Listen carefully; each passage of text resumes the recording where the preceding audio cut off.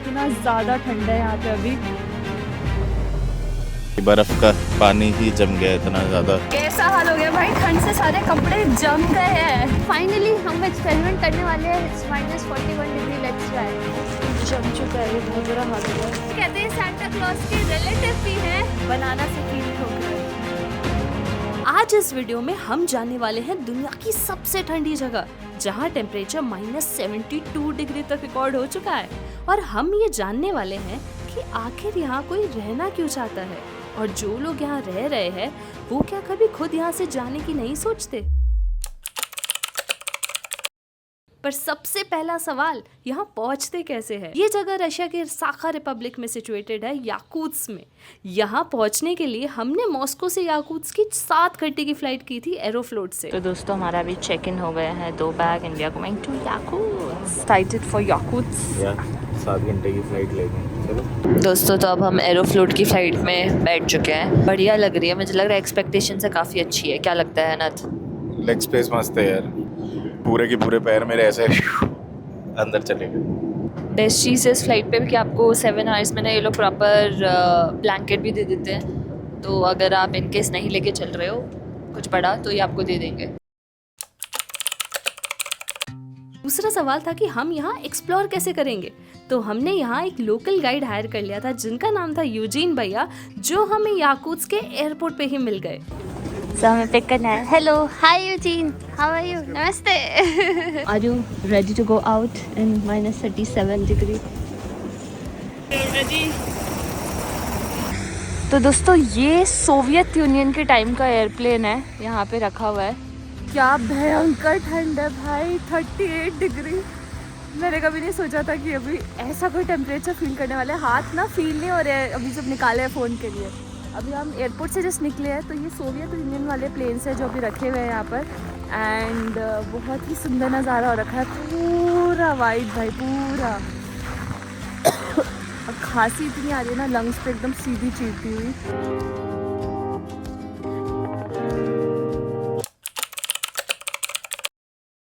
तो आज हो गया डे 2 याकूत्स्क के अंदर, और बहुत अच्छी नींद आई रात को। मज़ा आ गया, इतना रेस्ट ज़रूरी था। और अंदर घर में बहुत ज़्यादा गर्मी थी, बहुत ज़्यादा ड्राइनेस भी हो रही थी, थोड़ा अनईजीनेस था। बट फिर एक टाइम के बाद तो पता नहीं चला, 6-7 घंटे सो गए थे। और अब वापस से हम सुबह निकले, थोड़ा स्टोर जाएंगे, पानी वानी लेंगे आज के पूरे दिन के लिए। अभी सारी हमारी जो अपार्टमेंट की बिल्डिंग थी, नीचे सारी गाड़ियाँ इन्होंने कवर करके रखी हुई है। जैसे ये भी अभी हम कवर कर रहे हैं।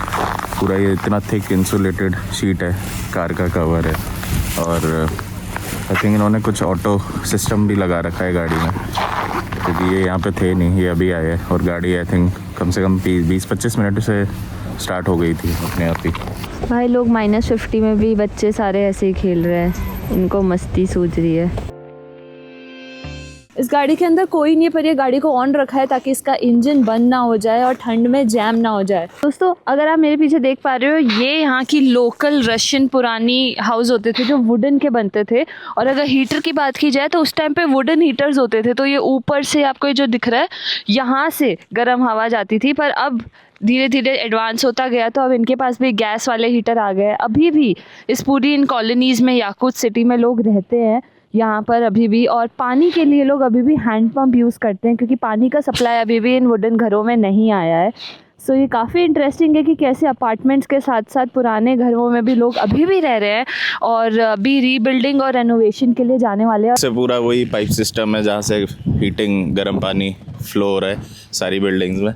और कभी कभी होता है कि थोड़ा बहुत पानी अगर लीक कर जाता है, या स्टीम जो है वो लीक करती है, तो ये पूरा देखो, ये बर्फ़ का पानी ही जम गया इतना ज़्यादा इसमें जब भी लीकेज होगी। और दूसरा ये कि बाहर का टेम्परेचर बहुत ज़्यादा है, और बेसिकली बहुत लो टेम्परेचर है, और अंदर बहुत गर्म है।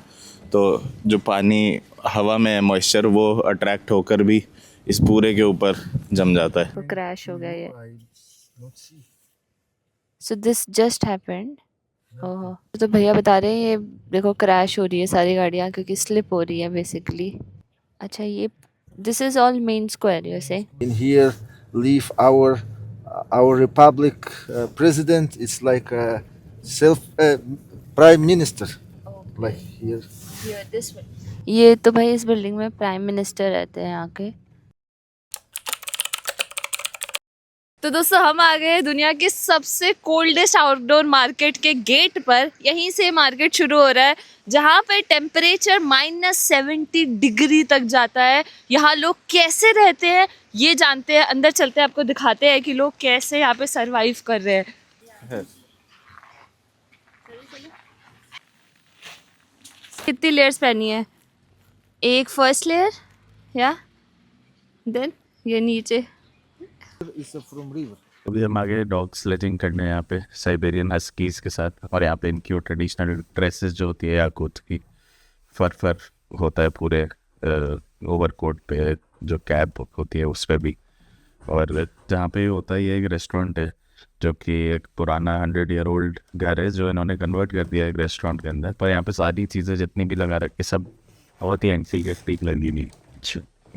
यहाँ पे देखेंगे तो पुराने कुछ करेंसी नोट भी है। तो ये बहुत ही फेमस जगह है बेसिकली। ये सारे यहाँ के कुछ बड़े स्टार्स है जो यहाँ आए हुए हैं, इनकी फ़ोटोज़ है, इन्होंने सबने अपने अपने यहाँ पे। Oh nice. अब हम चल रहे हैं ऊपर देखने। भाई क्या मज़ा आ रहा है डॉग स्लेज करके।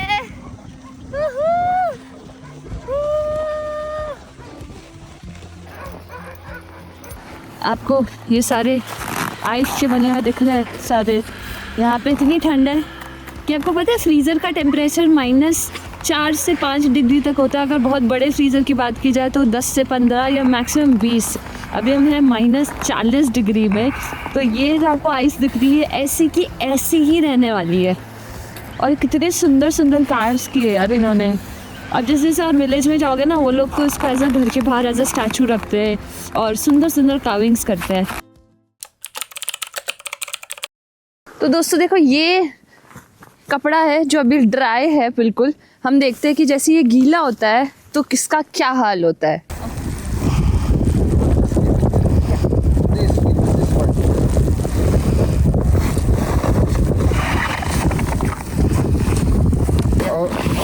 Before your food, after you stop, and we put more, okay?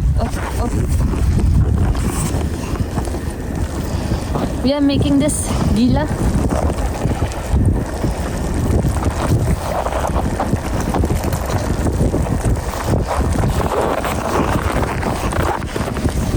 Okay. This is how Yakut's people dry their clothes in winters, where it turns like. अब मैं कैसा हाल हो गया भाई, ठंड से सारे कपड़े जम गए हैं। फाइनली हम एक्सपेरिमेंट करने वाले हैं। It's -41 degree, let's try. ठीक है।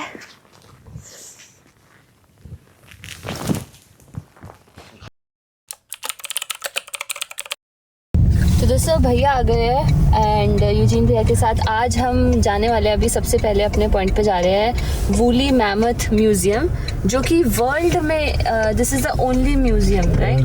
Only museum.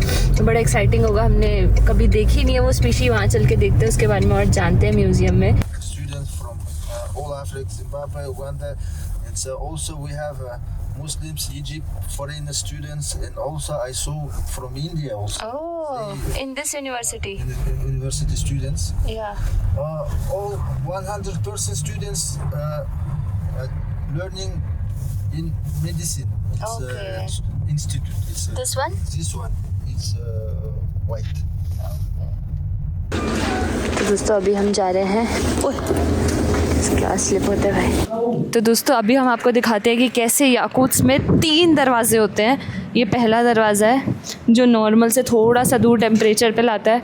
ये दूसरा दरवाज़ा है जो आपको ठंड के थोड़ा और करीब लाता है। And this is the final door. तो दोस्तों अब हम आ गए हैं दुनिया के इकलौते ऐसे म्यूज़ियम में जहां आप वूली मैमथ के बोन्स और स्कल को देख सकते हो। और इतना ही नहीं, आप वूली राइनोसोरस के भी स्कल और बोन्स को देख सकते हो, क्योंकि यहाँ पे जो साइंटिस्ट थे उन्होंने 1991 में एक म्यूज़ियम खोला एंड वहाँ पर उनकी जितनी भी फाइंडिंग्स थी अलग अलग बोन्स की, अब आपको दिखाते हैं इस म्यूज़ियम में, वो सारी इकट्ठी करके यहाँ पर दिखनी शुरू कर दी। और जो सबसे फेमस चीज़ है यहाँ की वो मैं भी थोड़ी देर में बताती हूँ कि क्यों यहाँ पे बेबी मैमथ का टिश्यू आज भी रखा हुआ है। सो अगर मेरे पीछे आप देख पा रहे हो, दिस इज़ वूली राइनोसॉरस की पूरे बोन्स। तो इसमें से कुछ बोन्स इन्होंने साइंटिस्ट को मिले हैं जब रिसर्च की, कुछ बोन्स यहाँ पे लगाए गए ताकि एक पूरा स्ट्रक्चर बन पाए। तो इसमें से ज़रूरी नहीं है सारे रियल हो, जैसे भैया बता रहे थे कि हो सकता है अभी ये रियल ना हो, बट ये स्कल जो है और ये बाकी के कुछ बोन्स है ये रियल हो। राइनोसॉरस के साथ साथ आप यहाँ पे बहुत सारे डिफरेंट एनिमल्स और जो स्पीशीज़ हैं यहाँ पाई जाती है उसके आप देख सकते हो। जैसे ये बाइसन का अगर आप देख सकते हो, उसका आपको स्कल दिखेगा। और जो यहाँ पे सबसे ज़्यादा फेमस है वो है ये वूली मैमथ का पूरा बोन्स। ये जो पूरा स्ट्रक्चर आप देख पा रहे हो पूरा वूली मैमथ का। तो वूली मैमथ अभी तक कहीं से भी स्पीशी वाइज कनेक्टेड नहीं है एलिफेंट से, बट कहीं ना कहीं ये दिखने में एलिफेंट जैसे दिखते हैं। अगर आप देखो इनका जो स्ट्रक्चर है कितने बड़े हैं, और बाल जो इनके हैं, क्योंकि इतनी ठंड में पर्माफ्रॉस्ट में सर्वाइव करने के लिए आपको वो स्किन और वो बाल चाहिए होते हैं जो इनके पास है। तो कहीं ना कहीं इनके स्ट्रक्चर और इनका रिजेम्बलेंस एकदम एलिफेंट जैसा होता है, बट वो रिलेटेड नहीं है। और अगर आप इनके दांत देखो, ये भाई कितने ज़्यादा बड़े हैं। तो काफ़ी बढ़िया है। और सबसे ज़्यादा फेमस यहाँ पे जो एक चीज़ है वो है कि बेबी मैमथ का सॉफ्ट टिशू। ये तो अभी सिर्फ रेप्लिकेट कर रखा है, बट जो लेटेस्ट पाया गया था बेबी मैमथ का टिशू, वो यहाँ पे जापान की यूनिवर्सिटी के साथ मिलके, याकुतियन यूनिवर्सिटी मिलके बेसिकली सेरोगेसी कर रही है। तो उसमें क्या करेंगे, बेबी मैमथ का जो टिशू है और जो डीएनए मिले हैं उसको वो लोग सेरोगेट करेंगे एक एलिफेंट के अंदर और देखेंगे कि क्या रहते हैं रिजल्ट्स। तो हमें यूजीन भैया ने सारी चीज़ें बताई है। तो काफ़ी इंटरेस्टिंग है कि सोचो आप दुनिया का इकलौता ऐसा म्यूज़ियम जहाँ पे आप ऐसे अतरंगी स्पीशीज़ जो कब की एक्सटेंट हो चुकी है 4 से 5 साल पहले, 4 से 5 हज़ार साल पहले, वो आप देख सकते हो। जैसे कि आप देखो ये पूरा पर्माफ्रॉस्ट वाला है, यहाँ पे आपको वूली मैमथ का स्कल दिखेगा, पोलर बेयर का लगा रखा है इन्होंने यहाँ पर। काफ़ी बढ़िया, काफ़ी बढ़िया। मेरे को लगता है दुनिया की सबसे, स्वालबर्ड के बाद मुझे लगता है ये एक ऐसी जगह है जहाँ कैसा लग रहा है कि कुछ तो यूनिक ही पता चल रहा है कल्चर के बारे में, एनिमल्स के बारे में, नेचर के बारे में। Behind us, this big freezer. It's still -17. Anytime, everywhere, still this temperature. Behind this window, you can see is real mammoth here. Horse, bison, tongue. तो दोस्तों हमने अपनी जर्नी शुरू कर दी है फ्रॉम याकुत्स सिटी टू ओइमेकॉन। तो बेसिकली देखो 2-3 रास्ते होते हैं, कार से जा सकते हो या बस से जा सकते हो। ठंड में वैसे भी बहुत चैलेंजिंग है, तो यूजुअली लोग मिनी बस बुक करते हैं। एंड मिनी बस में भी आप प्राइवेट ले सकते हो, बट वो बहुत एक्सपेंसिव होगी, क्योंकि शेयरिंग भी अगर लेते हो मिनी बस तो कितने रुपए लग रहे हैं हमारे ऑलमोस्ट पर पर्सन? 12,000 रूबल पर पर्सन ले रहा है। तो आई थिंक इंडिया के हिसाब से 15,000-16,000 रुपये हो गए वन साइड पर पर्सन। तो ये काफ़ी एक्सपेंसिव है as compared to any other route, but कोई और रास्ता नहीं है। प्राइवेट लेते हो तो वो नेक्स्ट लेवल चार्ज कर रहे हैं, 3x 4x कर रहे हैं इसका, ऑब्वियसली बिकॉज आपके लिए प्राइवेट टूर होगा। वो बहुत सारी कंपनीज है जो प्राइवेट टूर्स भी करवाती है इसकी, मैं आपको लिंक दे दूँगी डिस्क्रिप्शन में। बहुत एक्सपेंसिव था, मतलब 2 लाख रुपीज़ पर पर्सन सिर्फ ओइमेकॉन एक्सपीरियंस के लिए। हाँ, तो उतना वर्थ नहीं लग रहा था। हमने सोचा हम खुद से प्लान कर लेते हैं, थोड़े से दिन लग रहे हैं ज़्यादा, बट इतने ही लगते चैलेंजिंग, क्योंकि रास्ता तो है ही 14 से 15 घंटे का। हाँ, मतलब 14-15 घंटे तो बेस्ट सिनेरियो में है, क्योंकि 800-900 किलोमीटर है, 800 किलोमीटर तो है ही है। और जो रास्ता अगर आप लोगों को भी चेक करना है तो इंडेक्स मैप पे डाल के एक बार देखना, तो उस पे जो रूट बताता है वो सही बताता है। गूगल मैप ने बंद कर दिया है जो शॉर्टकट वाला रास्ता है वो बताना, वो मेन हाईवे से ही बताता है। ऑल्दो ये इंडेक्स मैप अभी भी आपको पुराना रास्ता बताता है और उसी से ये ड्राइवर लोग भी लेके जाते हैं। सो हमारी अभी जर्नी स्टार्ट हुई है रात को।